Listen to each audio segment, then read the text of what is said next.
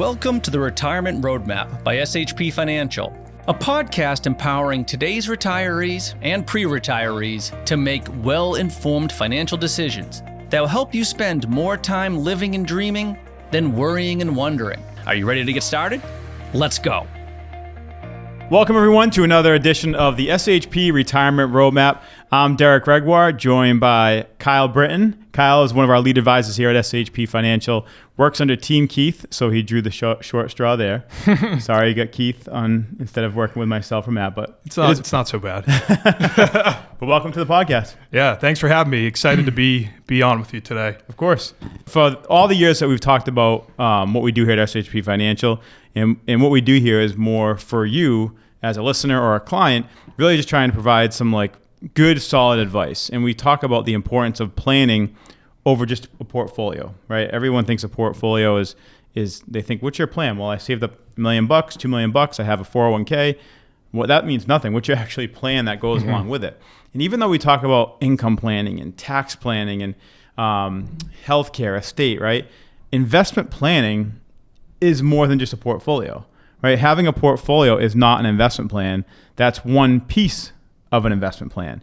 And so over the last, who knows, whenever, as we release this particular podcast and show, there's weeks of markets up, weeks of markets down, but we know, so far in 2025, it's been a pretty volatile year. And Kyle, talking off air, we were saying how I think most of the folks that went through 01 and 08, at that time, well, I know for a fact, unless something drastically changed in how they spent, they probably had a lot less money then.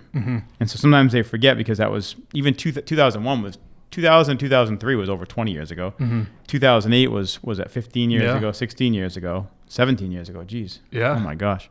And people that have had more money recently, because the market from 08 has boomed all the way till now, basically, have gone through 2020 during COVID, where the market just snapped back in a month. And then we had 2022, where the market snapped back the following year. So I think everyone's kind of oh, well, even if the market goes down, it'll recover in no time. However, we've seen many years in being in the finance world, and since 2002 and 2001, we've seen different markets that don't always recover so quickly. You know what I mean? Yeah. So I guess what would when it comes to you're talking to a client, someone that's coming in, how do you talk about that in general? Because people have short-term memories on that subject. Yeah. So I think the biggest thing, and we stress this all the time, is the importance of having a plan in place and not just a portfolio. So one of the things we wanted to talk about today was really just going beyond the portfolio, right? You used a great example right there. It's like COVID, the market fell off a cliff, 25, 30%. And I feel like 2 weeks later, it was just right back up to where it was prior to that. And even in 2022, the market sold off, which was kind of an anomaly because we had the stock market down, 20, 30%. Yeah, that was really, some stocks like the Mag 7, some of those stocks were down 50% that year. Yeah.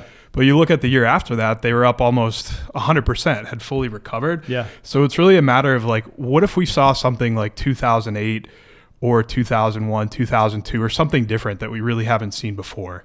How does that impact a portfolio? How does that impact you in retirement if you're retiring or you're already retired? What's the impact of that? Yeah, more importantly, people always say, well, people on the outside world that don't know what we do exactly, they say, you must be getting a ton of calls.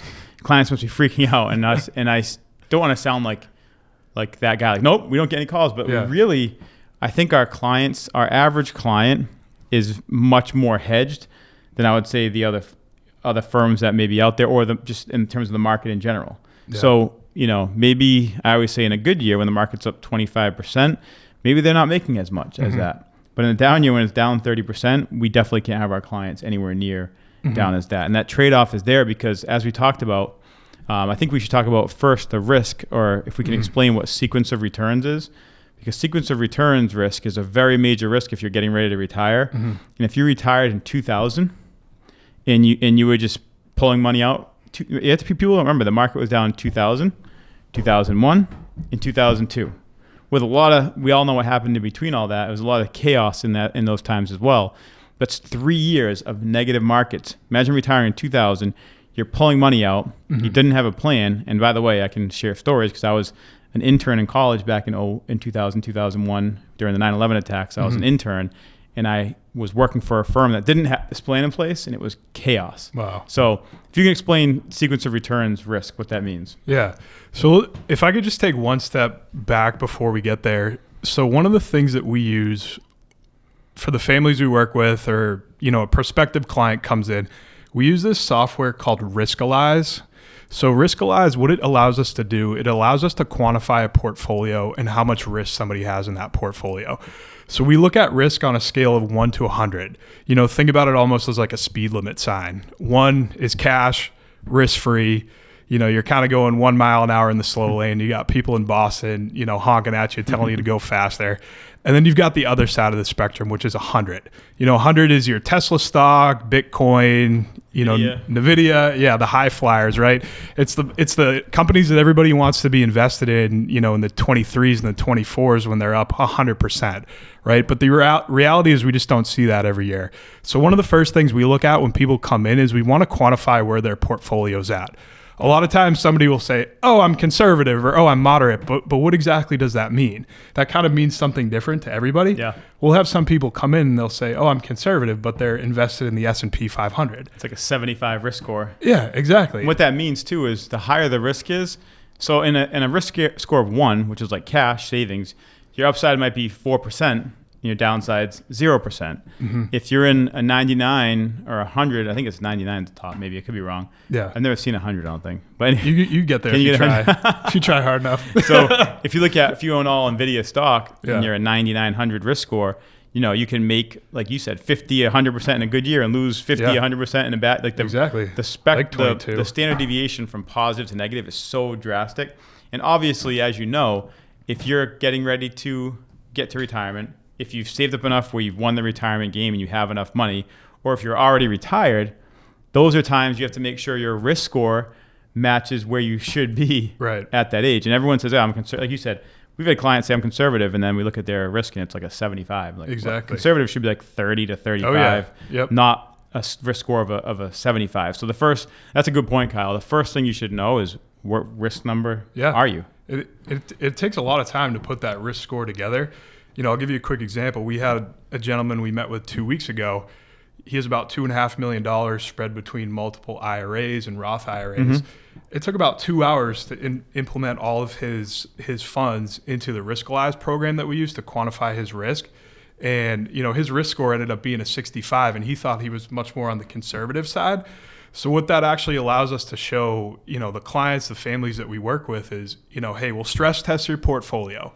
In a good year in the market, this is what it's going to do. And in a bad year in the market, like a 2022 or a 2008, this is how much risk you could potentially end up losing, which I think sometimes people will sit there and their eyes almost pop out of their head. They had no idea they had that much risk in their portfolio. I mean, for years, I've said the same couple lines, and I'll say them again because I tell clients or new families that are referred to us or come from radio or podcasts. I say, I said I've done this since 2001, 2002, since I started in the business. We started the company in 2003. And I said, over the years, I'm much more comfortable saying, this is just an example, obviously, but hey, you know what? I'll sit across from someone any day and say, hey, the market was up 30% and you're up 22. Yeah. If they want to get mad at that, that's fine. I'll take the heat. 22 is a great year. I'd much rather be mad at that than to be mad because the market's down 30 and so are they. It's like exactly. I'll much rather give up some of the upside to take away a lot of the downside, because you don't need. And the other thing too, like Warren Buffett said, it's insane to risk what you have in order to obtain what you don't need. So if you've won the retirement game, and you and I know sports, if you're have a 10-point lead in the fourth quarter with a minute to go, you're not throwing the ball down the field. You're running the ball, running the clock out. You're just doing boring portfolios equals an exciting retirement, an exciting portfolio. It can be a boring retirement because you might not end up on the right side of the spectrum if your sequence of returns risk comes into play at the wrong time. Exactly. So back to that example. Yep. Yeah, so I think a good example for that in terms of sequence of returns, somebody my age or Derek's age, we're a little bit on the younger side. We probably have a number of years to go until retirement. It doesn't necessarily matter what happens to us this year, next year, even the year after. If the market sells off 30, 40, 50%, it's actually better. It is better, right? Like we're not overly concerned. We're buying more. It's actually helping us in the long run.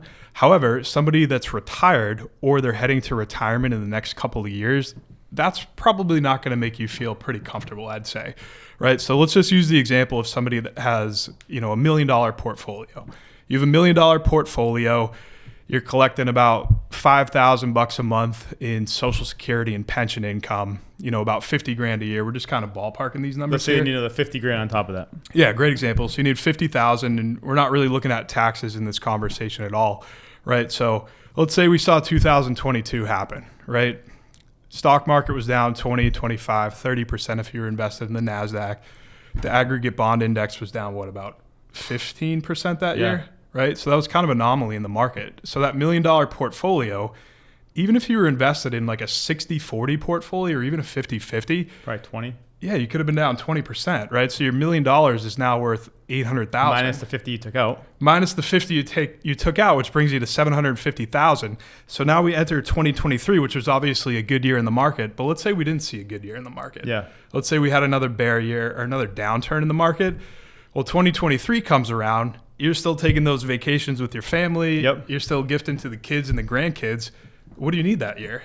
Same thing. You still need that 50,000, right? So that 750 now comes down to 700,000. How does that shape the long-term longevity of your portfolio? And that's only 1 year of loss. Let's say the second year is down the same. Now you're down to 500,000. So you're 2 years into retirement. Your money's cut in half. Two things. One, now 50,000 instead of being 5% of $1 million is now 10% of your portfolio you still need. And number two, because I lived through it in 2008, no client's going to, if they're in that mess, they're not going to keep the investments like they are. No. They're not going to have the courage. Imagine the fear that you work your entire life and you happen to retire during a bad market and the sequence of returns during your first couple of years is negative and your portfolio is cut in half in a year. Yeah. And that's in 2 years. And that's devastating. And by the way, in 2008, I remember Keith, it was actually Keith, Kyle's on Keith's team, my partner Keith, we were in a meeting. Someone came in from like a workshop. This is back in 2008. They're still a client today. They came in with I think it was 1.5 million. We built the entire plan out, conservative, right before the crash, obviously. And everything was great. And they said, my advisor said, no, it's too conservative.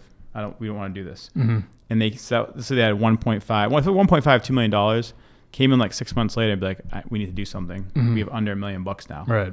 And now we don't know what to do. Yeah. And so when you hit that scenario, even though everyone says long term, everyone says, oh, don't worry.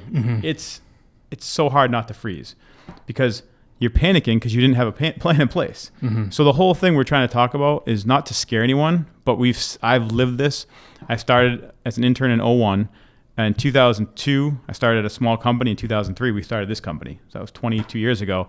I've seen a lot of markets, and I've seen people come in that weren't clients, that didn't have plans set up, that were like, oh my gosh, we could have set this up so much better.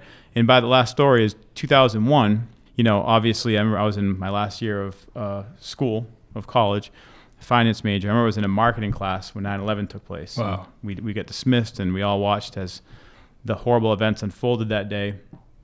And I was interning at a huge firm. Everyone knows the name. It's a big, big practice. And I would go into Springfield. I was at Amherst. Went to Springfield every day, and take the elevator up to the 10th floor of this nice building. All the advisors were working there. And I remember during that time, the advisors that we were working with, I was working with one in particular, and then he had a guy underneath him, and that's who I was doing work for as an intern. And I would take calls sometimes. And we got a call, and I remember him saying, this is kind of bad looking back. He's like, hey, if anyone calls, I'm not here. Because the market got, not only after 9/11, the market got slammed. People were freaking out. People were calling, and he's like, I'm not here. That's a good advisor. That's somebody you want to work with. This is how I'm trying to learn the business. So I'm like, okay, how am I going to take these calls? And I remember this woman called a couple times, and she goes, I forget the guy's name. I'm not going to even if I remembered it, I wouldn't say it. But she's like, let's call him Joe. Is Joe there? And I'm like, no, Joe's not here. And she's like, I'm sure he is, Derek. She's like, I know you're interning, but she's like, I forget the exact words, but something like, my husband and I worked our entire life. My husband was supposed to retire in the next year or so, and we just got our portfolio cut in half. Wow. What do we do? Yeah. And I remember sitting there as an intern and a 22-year-old, 21, I think I was 21 actually, at the time, and like, oh my goodness, this is what I want to do for my career. You have to deal with this, and like, what if that was my parents' money? You know what I mean? What if that was? So you start thinking like, so luckily I got into the field and learned how not to go about it, because that risk wasn't worth taking. Right? The upside, the upside in the good years, folks, is not worth the risk on the downside, especially if you're getting close to or in retirement. And that's why when you look at our clients, if you can go through a basic, so now we understand first step one, know your risk number, right? We can help quantify that for you. Your risk number is a scale of 1 to 99 or 100, as Kyle says. We have to debate that. We'll see. But anyways, if you're getting to close to or in retirement, most of our clients are like 30 to 40. Yeah. I'd say most of them. Yeah. Some are more, some are less. Some want to take more. But that's like the average. Right. And so number one, know your risk number. Number two, have a plan, an investment plan, so that if there is what's called sequence of returns risk, which is basically having to draw money out in the worst period of the market, especially early on in retirement, it can be devastating long term. So have a plan. So I guess maybe Kyle, you can share a little bit about our investment philosophy of how we recommend building out plans on the investment side for our clients. Yeah, absolutely. You know, it's funny. One of the things that you mentioned was so many people must be reaching out to you saying, hey, you have clients calling in and freaking out. And yeah, we definitely get a couple of people, you know, here and there that I would say almost get caught up in the news more than anything. Not 100%. to go down the political rabbit hole. But you turn on the news and, you know, the market's falling off a cliff. And let's be real, the S&P 15% down this year, 20% of the NASDAQ, like that's pretty steep. It's come back a little bit. Yeah. Obviously. Oh yeah. It's probably like down about 10 right now. Off its high, it's probably down 10, 15, but off the year, it's probably only 5 to 10 maybe. Yeah. Which is not bad. No, but people see the flashing signs. Exactly. The news knows how to sell chaos. Oh, yeah. People watch, I got to watch this. And they see flashing signs. So you're right. I got a couple of calls. People like, I'm like, did you look at your portfolio or just the news? Well, I haven't really looked yet. I'm like, do you know you're down like less than 1%? Exactly. Really? Yeah. I'm like, yeah, we have you. Yeah. Oh, I didn't realize that. And exactly. most of the only clients calls, I got a couple of those, and then people that wanted to buy. Yeah. Which is exactly what opportunity, you should, right? And yeah, I mean, to be honest, like I've been so confident throughout this process. So many friends and family members, you know, hey, are you freaking out? Are your clients freaking out? And it's like, no, like we are so confident through this process. It's because we have a plan in place. Yeah. And to kind of step back and speak to that. So we really believe in having a methodology and investment philosophy that encompasses having money designated for safety, having money designated towards income, and having money designated towards growth. Yeah. Now, what exactly does that mean, right? So let's kind of focus on the safety bucket first. So safety would really be, you know, like your money market, money in the bank, money that's in cash, really no risk, money that's liquid that you can kind of get your hands on at any Treasuries, point. CDs can kind of fall in there. Yeah, very conservative investments. On that scale of 1 to 99, that would be a 1, right? Yep. No risk at all.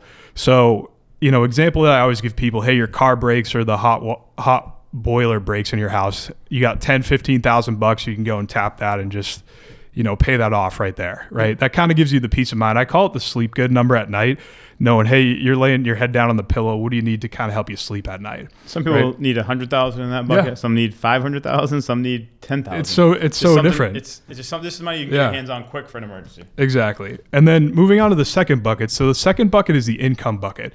And this is really the bucket that's designed to protect your lifestyle or enhance your lifestyle more than anything, right? We know you need $5,000, $6,000, $10,000 net income a month. How are we going to generate that from your portfolio to make sure that, well, regardless of what's going on down in Wall Street, down in Washington, or around the world, we know that you're going to be okay regardless of what's happening, right? We're able to send you that income for the next 12, 18, 24 months, depending on whatever's going on in the stock market. Because if the stock market's down 15 or 20%, we don't want to have to sell off investments that have to send you income in retirement. Like that's just not, that kind of goes back to that example we were using with that person with $1 million previously. Yeah. That could really harm your long-term portfolio. Some clients that want, depending on the client, we might build 5 to 10 years worth of income in that income bucket where they know that they have enough conservative money for 5-10 years plus, and it's almost like as if they're still working, even though they're retired. They have the income coming in, so the last portion you're looking at which is the growth portion, that has time to run its course. Exactly.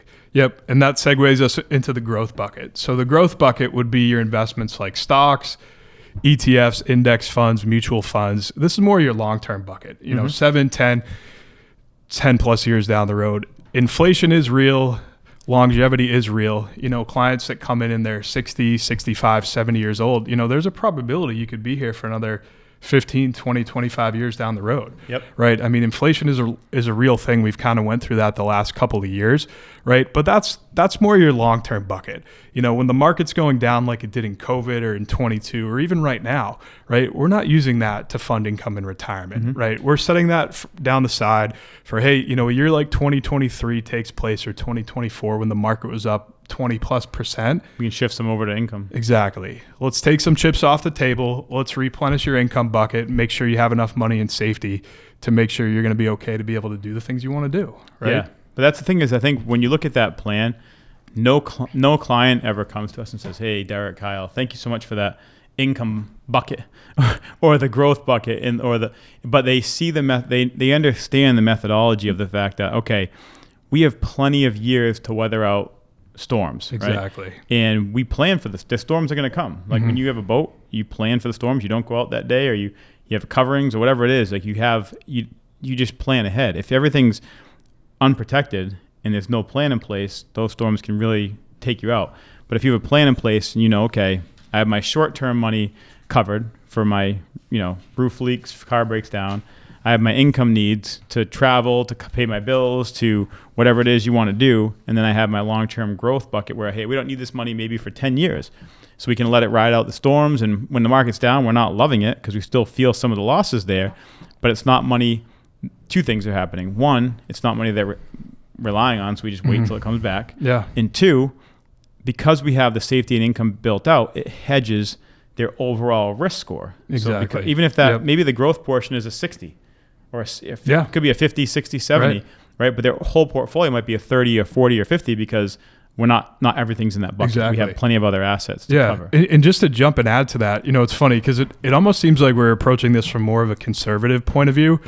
And obviously we do want some assets that are designated in the conservative bucket, which would be more your safety and income bucket. Yeah.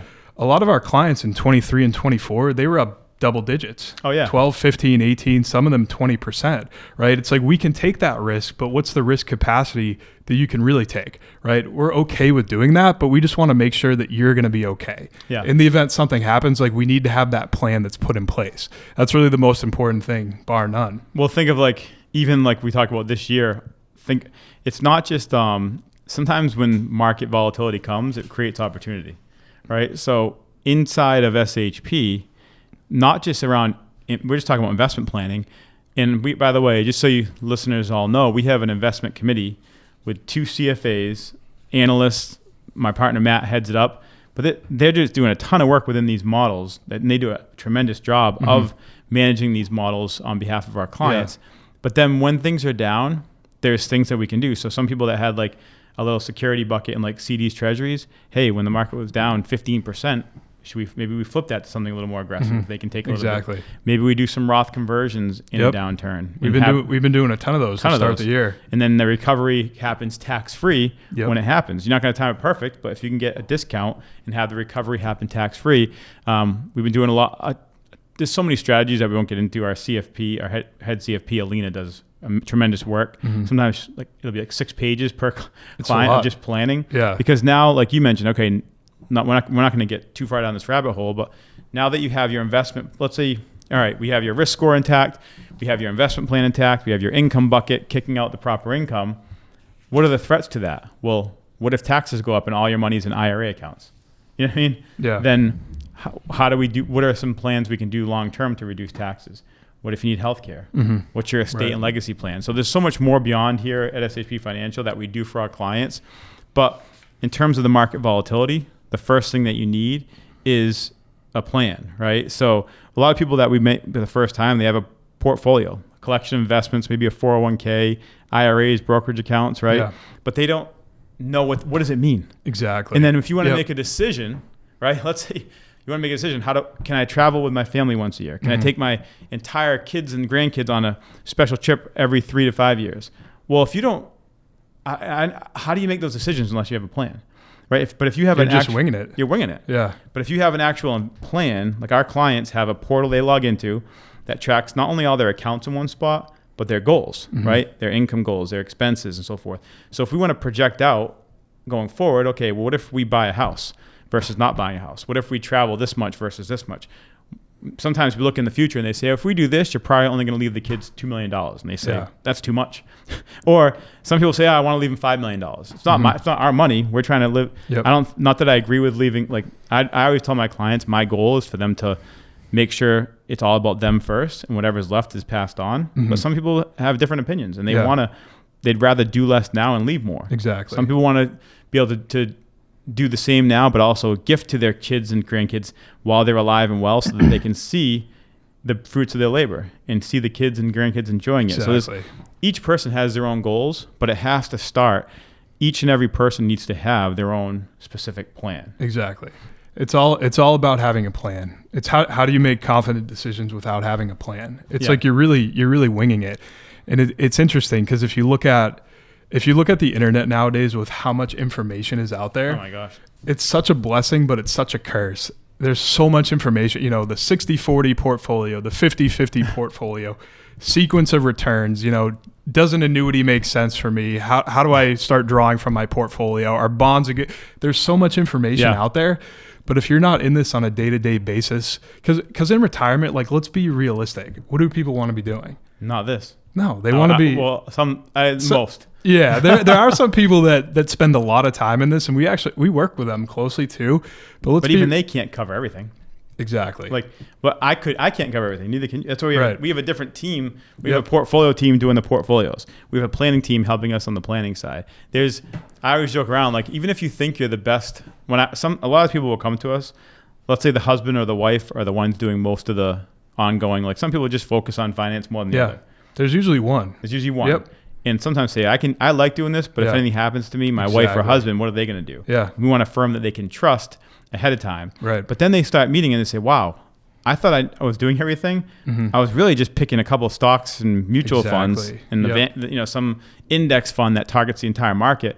But that's like 1/50th of a plan. Exactly. Right? Are you keeping up with Congress, tax law changes, RMD ages, inherited IRA, Roth conversions, QCDs, tax loss harvesting, DAFs, the estate planning, trusts, how to link there's so many things, healthcare. I covered like 10, there's probably 100. But there's so many things that our team's constantly looking at as things evolve that if you are retired and you want to dedicate more than a full-time job to researching all this, then maybe that's their hobby and you probably don't need any help. But to me, if a lot of people are listening saying, hey, I might have I have a portfolio and I have an advisor, but I don't hear anything of this. I just hear, hey, I made money and lost money and stay the course. Yeah. That's not a plan either. Like, you have to have an actual plan that's specific to you. So Kyle, this was great. I think for those people listening and those folks listening, thank you for your time. Hopefully it opened your eyes. We're not trying to scare anyone, but at the same time, we're so passionate about the planning side at SHP Financial. We've been doing it since 2002. And if you're listening and you're like, man, I don't know if I have this plan, Derek or Kyle, like, I don't know. I have a bunch of portfolio stocks, but I don't even know what it means.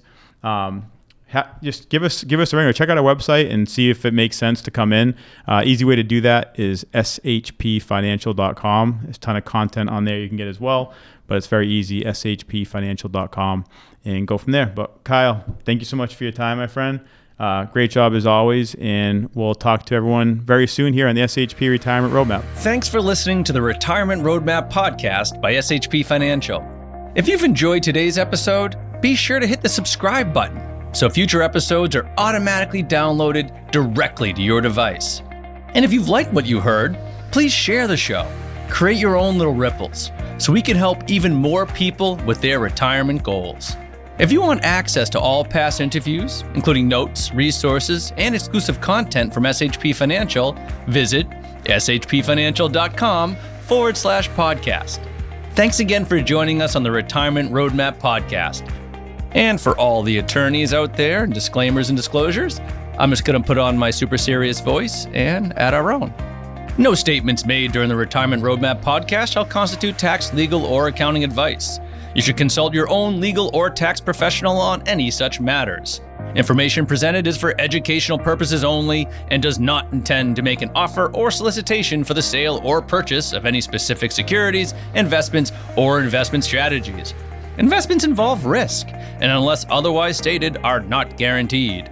Our investment advisory services are offered through SHP Wealth Management LLC, an SEC-registered investment advisor. Insurance sales are offered through SHP Financial LLC. Our advisors and insurance reps may offer clients advice and/or products from each entity. No client is under any obligation to purchase any insurance product.